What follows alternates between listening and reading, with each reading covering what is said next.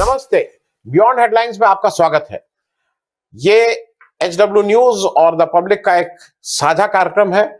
हम लोग वीकली एक बार इसमें साथ बैठते हैं और जो भी पॉलिटिकल न्यूज होती है उसको बात करने की और समझने की, अपने दर्शकों को समझाने की कोशिश करते हैं। ये प्राइमरली ये एनालिसिस वाला प्रोग्राम है। इसमें हम कोई ऐसी न्यूज नहीं देते हैं कि जिससे ये लगे कि ये नई न्यूज है, लेकिन जो न्यूज आ गई है उसका मतलब क्या है जो हम लोग की समझ में आता है, उसको उस तरह से एनालाइज करने की कोशिश करते हैं। क्योंकि इलेक्शन के माहौल में जो भी स्टेटमेंट दिया जा रहा है उसके पीछे कोई ना कोई स्वार्थ है, कुछ ना कुछ हिडन है और उसको रीड करने की कोशिश की जाती है। अब पूरे देश में तो चुनाव 5 राज्यों में से 3 में समाप्त हो चुके हैं। मणिपुर और उत्तर प्रदेश का 5वां, 6ठा, 7वां, इन 3 फेज के चुनाव बाकी हैं और आज हम लोग इसी पे चर्चा कर रहे हैं।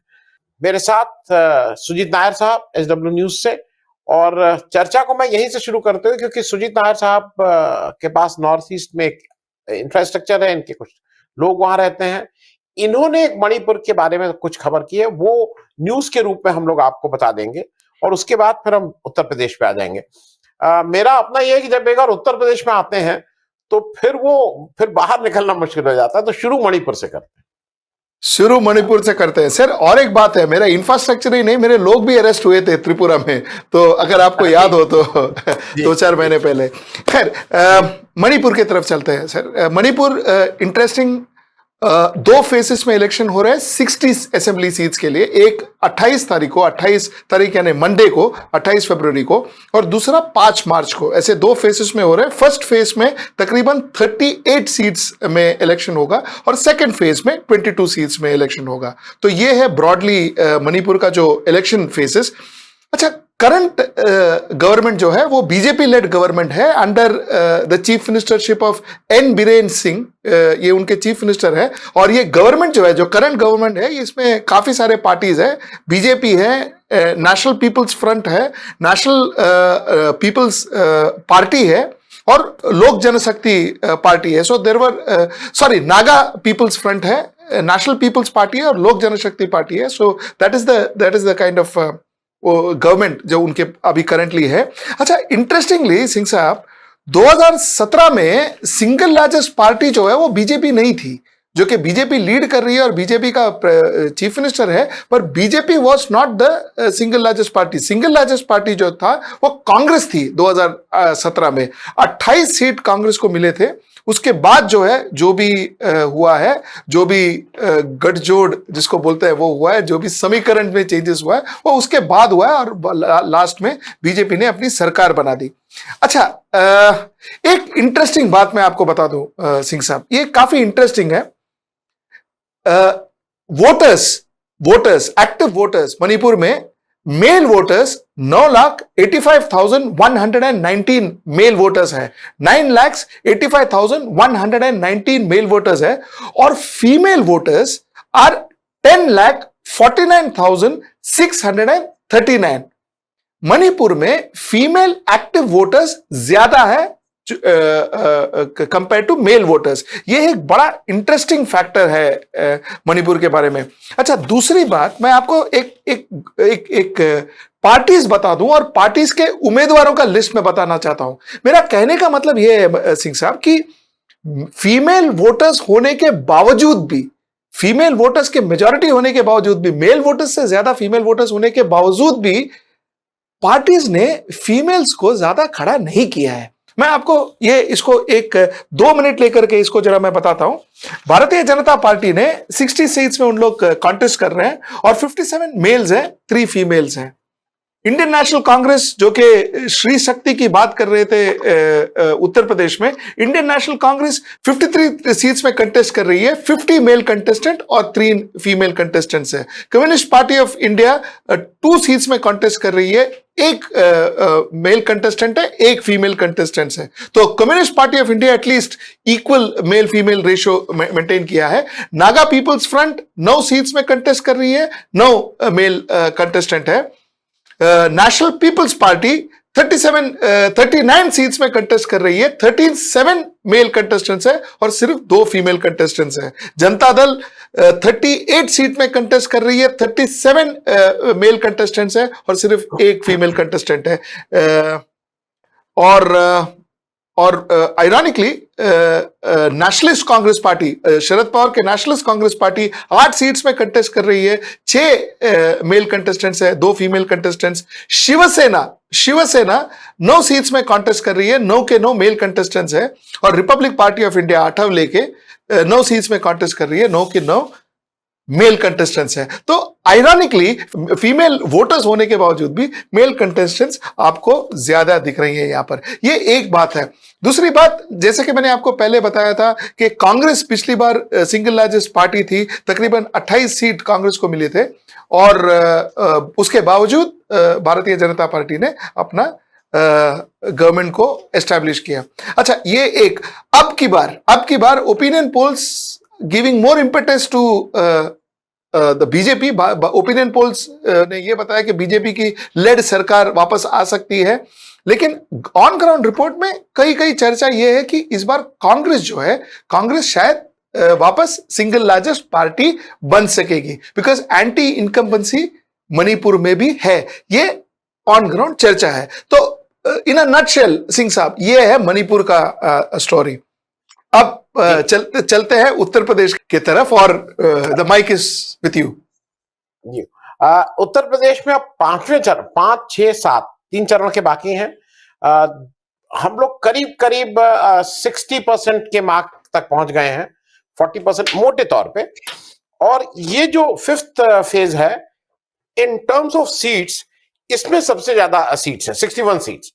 इससे पहले आपने देखा था 59, 56 इस तरह से, ये 61 एक फेज में सबसे ज्यादा सीट्स इसमें कहने को 11 जिले, लेकिन एक जिला एक्स्ट्रा, मैं उसके बारे में भी एक इंटरेस्टिंग बात बताऊंगा। Technically 12 districts. अब जैसे एक मंडल है देवी पाटन मंडल, वो अयोध्या के ऊपर वाला जो मंडल होता है, बहराइच, गोंडा, श्रावस्ती, बलरामपुर, उसमें से जैसे एक जिला बलरामपुर वो 6th फेज में है, वो इसमें नहीं है। खैर, ये इसमें अवध के कुछ जिले हैं और ईस्टर्न यूपी के जिले हैं। ईस्टर्न यूपी में भी जो 2 अलग अलग मिजाज के जिले हैं, जैसे इलाहाबाद और उसके आसपास में एक दूसरे तरह के अवधि बोली जाती है, वो है ईस्टर्न यूपी का एक दूसरे मिजाज के जिले हैं। तो थोड़ा मिक्स है और इसमें बीजेपी का एक तरह से आप कह सकते हैं ये भी बहुत स्ट्रांग होल्ड रहा है। करीब उनके पिछले इलेक्शंस में 61 सीट्स में 51 उनके थे और 2 उनके प्रत्याशी अपना दल सोनेलाल जो उनके अपना दल के थे वो थे। करीब 53 सीट्स उनको मिली हुई थी। अब एक चीज और इंपॉर्टेंट है कि जो हम लोग ईस्टर्न यूपी के बारे में होता है ना, कि जैसे रग रग में पॉलिटिक्स भरी हुई है, तो ये 5th, 6th, 7th in phases में आप देखेंगे कि जो मेन प्लेयर्स हैं इसके, वो सब लोग इधर इसमें आएंगे। अखिलेश यादव जी, मायावती जी और जयंत चौधरी जी, इन लोग का ऑलरेडी इलेक्शन हो गया है। अब जो इलेक्शन बाकी है, योगी आदित्यनाथ जी वो इसी में, मोदी जी की कंस्टिट्यूंसी वो इसी 5th, 6th, 7th फेज में आएगी। हमारे केशव प्रसाद मौर्य जी इसी में आएंगे। अपना दल की जो राष्ट्रीय अध्यक्ष हो उनका जो प्रभाव क्षेत्र इसी में है। संजय निषाद पार्टी का प्रभाव क्षेत्र सबसे ज्यादा इसी में है। ओम प्रकाश राजभर इसी में है। कृष्णा पटेल इसी में है। मतलब अब ये जो नेतागिरी वाले है उसमें आप एंटर कर रहे हैं। ये जो अभी क्षेत्र है इसमें, जैसे एक गोंडा की बात करें, गोंडा पिछली बार 7 में 7 सीट बीजेपी की थी। इस बार ऐसा नहीं लगता है कि 7 में 7 सीटें बीजेपी रिटेन कर पाएगी। जो मेरी जहां जितने लोगों से बात हुई है और अभी ये सब तो आकलन है, शायद अगर बीजेपी वहां पे 3 सीट भी जीत जाती है तो बीजेपी को ये मानना होगा कि उसने अच्छा परफॉर्म किया है, क्योंकि वो थोड़ा पिछड़ी हुई है समाजवादी पार्टी से। लोकल उम्मीदवार जिस ढंग से हैं, गठबंधन जिस तरह से हुआ है, लोगों के टिकट कटे हैं, कुछ लोग इधर से उधर गए हैं, तो थोड़ा वो है। मैं आपसे अब हम लोग आगे जब चर्चा करेंगे तो रायबरेली की एक सीट के बारे में भी थोड़ा आपको बताने की चाहूंगा। जो एक सीट इस 61 में है उसकी इंपॉर्टेंस क्या है, और थोड़ा इस समय कौन क्या बात कह रहा है और उसका अर्थ क्या निकाला जाए, कैसे इंटरप्रेट किया जाए, ये भी एक समझने वाली बात है। इसी में अयोध्या भी है, क्योंकि बीजेपी अयोध्या के ऊपर एक समय, अगर आपको याद हो, पूरा इलेक्शन ही चाहे वो विधानसभा हो चाहे लोकसभा हो, वो अयोध्या के इर्द गिर्द, राम मंदिर के इर्द गिर्द घूमता था। इस बार भी एक बार चर्चा थी कि योगी आदित्यनाथ जी को अयोध्या से लड़ाने की बात थी, लेकिन वो नहीं हुआ, वो गोरखपुर चले गए हैं। तो अयोध्या भी इसी में है। तो बीजेपी के लिए ये इंपॉर्टेंट है, क्योंकि जैसी उम्मीद थी कि फोर्थ फेज भी उसका बहुत स्ट्रांग होल्ड था, उस तरह की लीड बीजेपी को नहीं मिल पाई है। मतलब मेरे हिसाब से तो थोड़ा पिछड़ी है बीजेपी। इस वाले में भी बीजेपी बराबर पे छूटती है कि पिछड़ती है, ये तो इलेक्शन के बाद ही पता लगेगा, पोलिंग के बाद कम से कम। तो अभी की स्थिति ये है। ये जो आपने स्टेटमेंट्स की बात की, सर जी। मुझे स्टेटमेंट्स पे I want to stick to that statement part of it. प्रधानमंत्री ने एक स्टेटमेंट दिया था कि आएगा तो योगी ही। सर इसका विश्लेषण क्या है सर? इसका अंडरस्टैंडिंग क्या है? देखिए, ये अभी बाराबंकी में आए थे हमारे प्रधानमंत्री जी 2-3 दिन पहले, और वहां पे उन्होंने ये एक मंच से कहा कि आएगा तो योगी ही। अच्छा, ये बाराबंकी वही जगह है जहां पे, आपको याद दिला दूं, इस बाराबंकी के बारे में भी ये समझ लीजिए कि बाराबंकी में योगी जी की एक मीटिंग होनी थी, मतलब प्रधानमंत्री की मीटिंग से 1 या 2 दिन पहले। और उस मीटिंग में वहां के जो लोकल किसान थे, ये भी जगह है जहां पे 5 सीटें हैं, 5 में से 4 बीजेपी की थी। ये वहां पे लोकल किसान ने, कुछ लोग कहते हैं समाजवादी पार्टी के लोगों ने, गठबंधन के लोगों ने, जिसने भी, वहां पे वो जो छुट्टा जानवर जो पिछली बार हम लोगों ने डिस्कस किया था, स्ट्रे एनिमल्स, उनको सभा स्थल में डाल दिया था। वो पूरा भर गए थे और उनकी मीटिंग को डिले करना पड़ा था, क्योंकि पहले उसको क्लियर कराया गया था इन आवारा पशुओं से, और फिर मीटिंग कर पाए थे। तो प्रधानमंत्री जी यहां बाराबंकी आए और उन्होंने कहा आएगा तो योगी ही।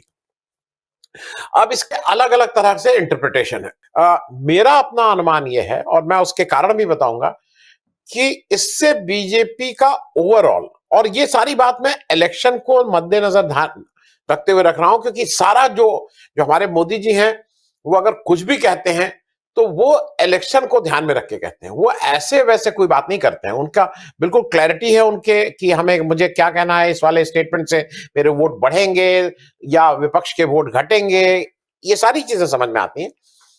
तो ये कोई इनोसेंट स्टेटमेंट नहीं था, या जस्ट लाइक दैट नहीं था, ये उन्होंने बहुत सोच समझ के कहा। अब इसका मैं कारण करता हूं, और आपसे भी मैं समझना चाहूंगा कि आपको क्या लगता है। पहली चीज, जब उन्होंने कहा आएगा तो योगी ही, तो एक चीज उन्होंने स्टैब्लिश कर दी कि the leadership of Uttar Pradesh is firmly, there is absolutely no doubt कि उसमें कोई और भी कंटेंडर है योगी जी के अलावा। क्योंकि जब इलेक्शन शुरू हो रहा था तो उस समय, अगर आपको याद हो, तो केशव प्रसाद मौर्य जी बार बार कहते थे नहीं नहीं, ये तो जो लेजिस्लेचर पार्टी है, इलेक्शन के बाद वो डिसाइड करेगी, विधानमंडल दल करेगा। एक समय अगर आपको याद हो, संजय निषादी वहां से, उनको अमित शाह जी चाय पे बुलाते थे, जहाज भेज के दिल्ली से आते थे, दिल्ली, अरे माफ कीजिएगा, गोरखपुर से आते थे, दिल्ली में चाय पीते थे, बाहर आके स्टेटमेंट देते थे इधर उधर का। तो ये सारी चीजें को उन्होंने एक तरह से विराम दिया है। बहुत सी बात ये हो रही थी कि AK शर्मा साहब जो भेजे गए थे प्रधानमंत्री द्वारा, वो कई जगह स्टेटमेंट आया कि नहीं नहीं, इलेक्शन के बाद तो वही चीफ मिनिस्टर बनेंगे, इस तरह की बातें आ रही थी। तो जब प्रधानमंत्री ने ये कह दिया, तो अगर आपको याद हो, मैं पिछले 3-4 महीने से एक चीज बिल्कुल क्लियरली कह रहा था कि चाहे बीजेपी की सरकार अगर बनती है, वो 100 सीट भी आती हैं और उनकी 400 सीट भी आती हैं, अगर बीजेपी की सरकार बनती है, तो मेरा जो समझ है, एनालिसिस है, उसके अनुसार चीफ मिनिस्टर तो योगी ही बनेंगे। तो आएगा योगी ही की जगह, मैं उसको ये कहूंगा कि अगर बीजेपी की सरकार बनती है तो चीफ मिनिस्टर तो योगी ही होंगे, उसमें कहीं कोई इफ एंड बट नहीं है। उसमें उन्होंने पूर्ण विराम लगा दिया। अब इससे फायदा क्या हुआ और नुकसान क्या हुआ, थोड़ा देर इसको एनालाइज कर लें। फायदा यह हुआ कि क्लैरिटी हो गई कि भाई अब योगी जी ही हैं, किसी के मन में कोई दुविधा नहीं है। और जो एक हिंदू मुस्लिम करने की कोशिश की जा रही है, जिसमें कुछ लोगों का कहना यह है, जैसे मैं भी जिस समाज में रहता हूं, अरे पता है, ये जब इन लोग हो जाएंगे ना तो क्या होगा, बहुत से लोग अभी भी कह रहे हैं कि अरे अगर गठबंधन की सरकार आ गई तो घर में रहना मुश्किल हो जाएगा। वो जो लॉ एंड ऑर्डर को लेके, हिंदू मुस्लिम को लेके बातें हो रही हैं। तो योगी जी को ये माना जाता है कि वो स्ट्रांग हैंडेड हैं, चीजों को बिल्कुल ठीक से हेड ऑन करते हैं, ठोक दो की नीति है, क्या बोलते हैं, बुलडोजर चला देते हैं, इत्यादि इत्यादि। तो अब मोर और लेस ये डिसाइडेड है कि इलेक्शन इन्हीं चीजों पे लड़ा जा रहा है। नुकसान का जो मुझे जो लगता है, नुकसान वाली बात भी कर लूं, नुकसान यह है कि मन में कहीं ना कहीं केशव प्रसाद मौर्य जी हो, या जो ब्राह्मण लीडरशिप हो, या जो भी और लोग जो मन में कहीं ये विचार रखते थे कि हम अगर कोई ऐसा हो गया, सीटें कम आई या मेरी सीटें ज्यादा आई या कुछ कुछ हुआ, किसी भी उससे मैं भी इस रेस में हूं, उन लोगों के लिए इट इज कर्टन्स। अब वो दरवाजा बंद कि अब तुम नहीं भैया बनेंगे तो यही, क्योंकि सार्वजनिक रूप से मोदी जी कह रहे हैं। हालांकि वो अगर किसी और को भी बना देंगे तो किसी का चू कहने की हिम्मत नहीं, लेकिन उनके लिए थोड़ा लॉस ऑफ फेस होगा। तो इस दृष्टि से कुछ वोट ऐसे हो सकते हैं जिनको ये लगता था कि भाई यहां जाएंगे तो हमारा आदमी बनेगा। कुछ लोगों का कहना है कि 2017 में केशव प्रसाद मौर्य जी की वजह से बहुत से वोट आए थे बैकवर्ड के, जो इस बार थोड़ा डावाडोल हैं। अब अगर ये कह दिया गया है तो वो बैकवर्ड वोट शिफ्ट हो सकते हैं। एक तो ये नुकसान है। तीसरा, इससे मोदी जी का क्या फायदा है? मोदी जी बिल्कुल क्लियर हैं कि एंटी इनकम्बेंसी, बार बार मैं कहता हूं, डबल इंजन की सरकार की डबल इंजन जितनी ही तेज एंटी इनकम्बेंसी है। मोदी जी ने इसको सेपरेट कर दिया है कि अगर आप जीतते हैं तो योगी जी से भाई वो तो अल्टीमेटली जीत जाएंगे तो मोदी जी की बड़ी फोटो लगी जाएगी कि मोदी जी ने जिताया। लेकिन अगर हार जाते हैं तो द होल रिस्पॉन्सिबिलिटी, इसको कहते हैं ना, हार का ठीकरा, हार की रिस्पॉन्सिबिलिटी योगी जी के सिर पे फैला दी जाएगी कि बिकॉज ऑफ यू भाई वी लॉस्ट इलेक्शन। तो योगी अब एक टेक्निकली उन्होंने मोदी जी ने इस स्टेटमेंट को मेरे हिसाब से कहा है। सर मेरा व्यू इसमें थोड़ा सा very similar to what you think, but थोड़ा सा अलग है। बिकॉज मुझे लगता है कि मोदी जी के जो भी स्टेटमेंट्स हैं वो सिंबॉलिक है। हर एक स्टेटमेंट उनका कोई सिंबॉलिक है, उनका एक्शन सिंबॉलिक है, उनका स्टेटमेंट सिंबॉलिक है, वो इवेंट लेड है। वो उनके जो ब्रांडिंग जो उनका एक्सरसाइज है वो इवेंट लेड है। अब ये ब्रांडिंग में सर एक बहुत इंटरेस्टिंग फैक्टर है, उसको बोलते हैं कि एरोगेंस ब्रांडिंग। एरोगेंट ब्रांडिंग जिसको कहते हैं वो बीजेपी का एक ट्रेडमार्क रहा है फिलहाल, एटलीस्ट 2014 के बाद, 2014 के बाद वो ट्रेडमार्क रहा है। मैं आपको याद दिला दूं, महाराष्ट्र के पूर्व मुख्यमंत्री जो जब इलेक्शन में लड़े थे 2019 को महाराष्ट्र असेंबली के लिए, तो उन्होंने मराठी में बोला था, मी परत येईन, मतलब मैं वापस आऊंगा, मैं वापस आऊंगा, मैं वापस आऊंगा, मैं वापस आऊंगा। ये उनका एक स्टेटमेंट था। और वो बाकी ऑफ कोर्स हिस्ट्री गवाह है क्या हुआ। जो मोदी ने जो किया है, मोदी जी ने जो आप उत्तर प्रदेश में आके जो अभी किया है, वो भी एक एरोगेंस ब्रांडिंग के तहत किया है, जहां पर वो ये बोल रहे हैं कि भाई आएगा तो योगी, विच इज बेसिकली वो ताना कस रहे हैं एक हिसाब से, जो ओपोनेंट ब्रांड्स है उस वो ताना कस रहे हैं उन पे कि भाई तुम कुछ भी करो योगी आएंगे। इसमें क्या होता है, जो ब्रांड एडवोकेट्स होते हैं, ये पर्टिकुलर भारतीय जनता पार्टी के जो ब्रांड एडवोकेट्स हैं, जो उनके ब्रांड के प्रति बहुत, मतलब जो उनके फॉलोअर्स हैं, उनको ये बहुत एक मोटिवेशन मिलता है इससे, ऐसे सब स्टेटमेंट से। और आपने देखा है कि ऐसे सब स्टेटमेंट्स इमीडिएटली वायरल होता है। तो ये मेरे हिसाब से सिंह साहब, this is a kind of brand building exercise that Modi ji does, that Bharatiya Janata party 2014 के बाद ये उन्होंने कंटिन्यूसली किया है। खैर सिंह साहब, मुझे आपसे और एक प्रश्न पूछना है। मैं सुजीत साहब, मैं इसमें बस इतना जोड़ दूं, आई इंडोर्स दैट व्यू। आपका जो व्यू है मैं बिल्कुल इंडोर्स करता हूं, और इसलिए इंडोर्स करता हूं कि एक आजकल आप गाड़ी के पीछे देखते होंगे, यूपी में बहुत पॉपुलर है एंग्री हनुमान।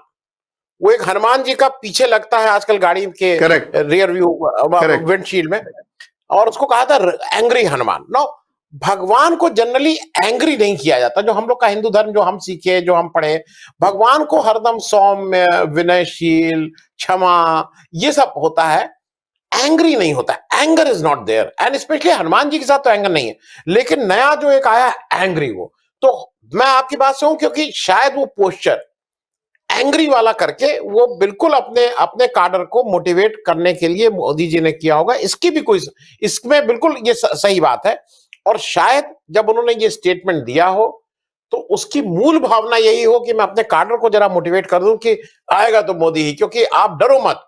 जैसे अब लोग थोड़ा हिम्मत छोड़ रहे हैं ना, लेकिन मुझे ऐसा लगता है कि ये अगर उन्होंने बिना जाने भी किया, नुकसान उनका वो वाला हो गया है जो मेरे हिसाब से वो नुकसान उनका जरूर होगा है, क्योंकि लीडरशिप आपने स्टैब्लिश कर दी तो बाकी जो जात में आप जब इतना बांटे हुए हैं अपने उसको, तो बाकी जात पे इसका फर्क पड़ेगा। सिंह साहब, और एक प्रश्न, ये let's go back to our favourite topic, BSP, Bahujan Samaj Party. अच्छा, बहुजन समाज पार्टी जिस हिसाब से वोटिंग हो रही है, जिस हिसाब से सीट्स के आकलन लगाए जा रहे हैं, बहुजन समाज पार्टी शायद एक इंपॉर्टेंट रोल प्ले कर सकता है आज के तारीख में। अब बहुजन समाज पार्टी दो तरह से लोग बोलते हैं, हमारे डिबेट्स में भी सिंह साहब, जब हम साथ में काफी सारे डिबेट्स जो किए हैं पिछले 1-2 महीने में, हमारे डिबेट्स में बहुत लोग आके ये बोले कि भाई बहुजन समाज पार्टी तो बीजेपी के साथ अलाइन होने वाली है। अच्छा, अब ये भी आकलन लगाया जा रहा है कि शायद बहुजन पार्टी नहीं अलाइन हो बीजेपी के साथ, और शायद कम ही सीट्स में, जैसे शिवसेना ने किया था महाराष्ट्र में, शायद मायावती चीफ मिनिस्टर बनने के का ऑफर दे समाजवादी पार्टी को कि भाई उनको चीफ मिनिस्टर बनाए, वगैरह वगैरह वगैरह। ये सब गेस वर्क है, तो let us make that very clear. अच्छा, बट एक चीज जो इंटरेस्टिंग है वो है अमित शाह का statement. Amit Shah ji all of a sudden Bahujan Samaj Party के प्रति बहुत ज्यादा, मतलब ये है, बहुत बिनेवलेंट है, वो बहुत अच्छी चीज बोल रहे हैं। उन्होंने पहले ये बताया था कि भाई मुसलमान वोट समाजवादी पार्टी को नहीं, बहुजन समाजवादी पार्टी को जाएगी, वगैरह वगैरह वगैरह। सो ये सब क्यों? Are they trying to lure भारतीय? दो क्वेश्चन है एक्चुअली सिंह साहब। क्या अमित शाह लुअर करने की कोशिश कर रहे हैं बहुजन समाज पार्टी को? Question number 1। क्वेश्चन नंबर 2, अगर वो लुअर करने की कोशिश कर रहे हैं बहुजन समाजवादी पार्टी को, उसका मतलब यह है कि बहुजन Samaj party is not with BJP at the moment. जो हम आकलन लगा रहे थे वो शायद ठीक नहीं है, इजंट इट? जी नहीं, देखिए ये बिल्कुल जानबूझ के ये है, इसमें कहीं कोई दो राय नहीं है कि इट इज अ स्टेटमेंट जो जिसका निहित वो है। ये उन्होंने कोई ऑफ द कफ नहीं बोला है। जब आप वो एक इंटरव्यू अपने घर में बैठ के एक चैनल को दे रहे हैं, और उसने, मतलब इंटरव्यू जब आप घर में बैठ के किसी चैनल को देते हैं तो वो कोई ऑफ द कफ रिमार्क नहीं है, वो कोई रेटोरिक नहीं है। आप उसको जो भी आंसर दे रहे होते हैं तो आप उसको वेल थॉट और इस समझ के साथ दे रहे होते हैं कि ये कोई ऐसे नहीं दिया। उन्होंने वहां ये स्टेटमेंट दिया। मुझे इसके पीछे दो चीजें बिल्कुल साफ स्पष्ट नजर आती हैं। एक समय ऐसा था कि जब बीजेपी को यह सूट कर रहा था कि बीएसपी को बी टीम बोले या कुछ भी बोले, लेकिन बीएसपी एक ऐसा पोस्चर ली थी कि वो इस बार मुस्लिम को बहुत ज्यादा कैंडिडेट्स बनाए थे उसने। और एक उम्मीद ये बीएसपी को भी थी, बाकी लोगों को भी थी, कि इससे जो मुस्लिम वोटर है, एवरेज मुस्लिम वोटर जो है, वो शायद एक सर्टेन परसेंटेज बीएसपी के साथ आ जाए, और खास करके जहां जहां उनके मुस्लिम कैंडिडेट हैं, क्योंकि बीएसपी के मुकाबले सपा ने कम लोगों को मुस्लिम को टिकट अपना उम्मीदवार बनाया है। लेकिन ग्राउंड पे क्या हो रहा है, ये 4 फेज आते आते 3 फेज और चौथे फेज, मतलब 3 फेज तक तो बिल्कुल क्लियर हो गया, अब चौथे फेज में भी क्लियर हो रहा है कि जो माइनॉरिटी वोट्स वो बिल्कुल ठीक से गठबंधन के पीछे अलाइंड है। वो पहले एक स्ट्रेटेजी होती थी, पिछले 10, 12, 15 वर्षों से मैं भी देख रहा हूं, पोस्ट बाबरी मस्जिद, कि अगर कोई मुस्लिम की जो वोट थे, जो बीजेपी को कैंडिडेट हरा रहा होता था, इररिस्पेक्ट ऑफ बीएसपी और कांग्रेस और सपा, उसको मेजॉरिटी माइनॉरिटी वोट्स मिल जाते थे। और मैं इसको याद दिलाने के लिए बता दूं, 2009 का इलेक्शन, लोकसभा इलेक्शन में कांग्रेस पार्टी ने 22 सीटें जीती थी, और उसका एक बड़ा कारण यह था कि 2012 के इलेक्शन में कल्याण सिंह साहब मुलायम सिंह साहब के साथ आके मतलब उस अलायंस में इलेक्शन लड़े थे, और मुस्लिमों को कहीं यह लगा था कि ये वो आदमी है जिनके रहते हुए बाबरी मस्जिद गिराई गई थी, तो वो वहां से हटके एक हद तक उन्होंने कांग्रेस का भी ऑप्शन लिया था। लेकिन फिर उसके बाद पिछले 2007 हुआ, 2012 हुआ, फिर 2017 का इलेक्शन हुआ। आज की तारीख में माइनॉरिटी बिल्कुल क्लियर है कि अगर हमने एनीवन अदर देन गठबंधन किया तो हमारे लिए आगे आने वाला समय खराब होगा। तो वो बिल्कुल ठीक से लामबंद हो गई है बिहाइंड समाजवादी पार्टी। दूसरा एक क्या हुआ, जो मैं इसको आपके शोज में हम और आप जब बात किए हैं, मैं बाकी जगह भी इसको लगातार बोल रहा हूं कि जैसी उम्मीद थी कि बीएसपी के आने से सपा का वोट पे इफेक्ट होगा, ऐसा नहीं हो रहा है। बीएसपी के आने से भाजपा के वोट को ज्यादा एडवर्सली इफेक्ट कर रही है, क्योंकि बीएसपी के जो दलित वोट हैं, जो भाजपा के साथ 2017 में उन्होंने वोट किया, 2019 में वोट किया था, वो लोग को बीएसपी के साथ वो लोग वापस ज्यादा आ रहे हैं, क्योंकि आज जब उनको एक ऑल्टरनेटिव है, एंटी इनकम्बेंसी है, उनको लगता है मेरे एस्पिरेशंस पूरे नहीं हुए हैं। उसके बहुत से कारण है, उसका महंगाई हो, नौकरी हो, रिजर्वेशन की बात हो, जाति जनगणना की बात हो, इत्यादि इत्यादि। उसमें उनको कहीं से ये लगता है कि मेरे साथ अगर नहीं हो रहा तो वो बीएसपी के पास तो वापस आ रहे हैं भाजपा के वो वोटर। तो इन अ वे बीएसपी के ताकत मजबूत होने से बीजेपी ज्यादा डैमेज हो रही है as compare to Samajwadi Party, जो उनके कैलकुलेशन में नहीं था। तो आज की तारीख में अमित शाह के लिए जरूरी है कि वो बीएसपी को इररिलेवेंट बनाए। वो जब बीएसपी के लिए बार बार ये कहेंगे, देखिए ये इनको मुसलमान बहुत दे रहे हैं, इनको मुसलमान बहुत दे रहे हैं, तो उनको ऐसा लगता है कि अगर बीएसपी को मुसलमान दे रहे हैं तो ध्रुवीकरण, जो पोलराइजेशन होगा, उसका बैकलैश बीजेपी के पक्ष में होगा, क्योंकि वे बीएसपी को मुसलमान दे रहे हैं, एसपी को मुसलमान दे रहे हैं, तो हिंदू कंसोलिडेट होगा। जो एक जनरल बात चर्चा चलाई जाती है ना कि वो जब पता है जब वो मेजोरिटी में हो जाएंगे तो तुम्हारा क्या होगा, जो बहुसंख्यक पे बीजेपी अपना एक कॉमन वो चीज फियर लाती है। तो उसको दूर करने के लिए, उसको रोकने के लिए, मायावती जी को इररिलेवेंट बनाने के लिए सिलेक्शन में ये जानबूझ के अमित शाह साहब ने कहा है। मायावती जी इसको क्यों नहीं रीड कर पाई मुझे नहीं समझ में आता है, क्योंकि उन्होंने कल जब वो वोट दे के निकली लखनऊ में, तो उन्होंने बड़ा अप्रिशिएट किया। उन्होंने कहा अमित शाह साहब बहुत महान आदमी है और उन्होंने हमें, तो उनको शायद ये समझ में नहीं आया कि ये ट्रैप उनके लिए है। इससे जब अमित शाह ये कह रहे हैं तो उनके भले के लिए नहीं, उनके वोट कम हो जाएं और वो वोट बीजेपी में रुक जाएं, इसके लिए कहा जा रहा है, क्योंकि दलित वोट को अमित शाह साहब अपने पास रोकना चाह रहे हैं। तो सिंह साहब, क्या ये हम अनुमान लगाएं कि जो भी हो, Mayawati ji, that is Bahujan Samaj Party, will go to BJP? ये क्या हम रफली अनुमान लगा सकते हैं? नहीं, देखिए ऐसा नहीं है। अब एक पक्ष का यह भी कहना था कि अगर बहुत टाइट इलेक्शन हो रहा है, वेरी क्लोज इलेक्शन हो रहा है, और अगर किसी की मेजॉरिटी नहीं आती है तो शायद सबसे बड़े, मतलब आफ्टर सपा एंड बीजेपी, जो थर्ड लार्जेस्ट पार्टी होगी, ऐसा अनुमान है, वो बीएसपी होगी। हालांकि बीएसपी के जो पक्ष वाले लोग हैं उनको ये अच्छा नहीं लगेगा, वो तो कह रहे हैं कि हम लोग इलेक्शन जीत रहे हैं, लेकिन नॉर्मली अगर सपा और भाजपा के बाद जो सबसे लार्जेस्ट पार्टी होगी वो बीएसपी होगी। अब बीएसपी के पास केवल यहां पे सरकार को मदद करके और सरकार बनाने का ऑप्शन नहीं है। जुलाई में प्रेसिडेंट और अगस्त में वाइस प्रेसिडेंट देश का इलेक्शन है। कुछ लोगों का कहना यह है कि अगर यहां पे chief minister, deputy chief minister के अलावा मायावती जी को एक ऑप्शन या एक लुभाने की बात कहीं ना कहीं बीजेपी प्रेसिडेंशियल इलेक्शन के प्रेसिडेंट कैंडिडेट के रूप में या वाइस प्रेसिडेंट कैंडिडेट के रूप में भी कुछ ना कुछ बात कर सकती है। इस तरह की बातें हैं। तो बीएसपी के लिए उस तरह की मैन्यूवरिंग करने का, अगर उसके पास सीट ज्यादा आ जाती हैं तो मैन्यूवरिंग करने का स्कोप उनके पास बेटर हो जाएगा, इसमें कहीं कोई दो राय नहीं। बट सिंह साहब, ये जो वाइस प्रेसिडेंट और प्रेसिडेंट का जो ऑफर है, वो तो अभी ऑपोजिशन भी दे सकती है। बिकॉज अगर सीट्स अच्छे नहीं आए भारतीय जनता पार्टी को, तो उनका तो चांसेस उनका वाइस प्रेसिडेंट और प्रेसिडेंट को चूज करने का ये बहुत कम हो जाएगा, इजंट इट? सो ये तो दोनों तरफ से हो सकता है। नहीं, देखिए तीन चीजें हैं। जो लोकसभा में है वो एक चर्चा आपके उसमें भी, शायद अजय प्रकाश जी मेरे मित्र हैं, आपके उस पर भी उन्होंने किया है।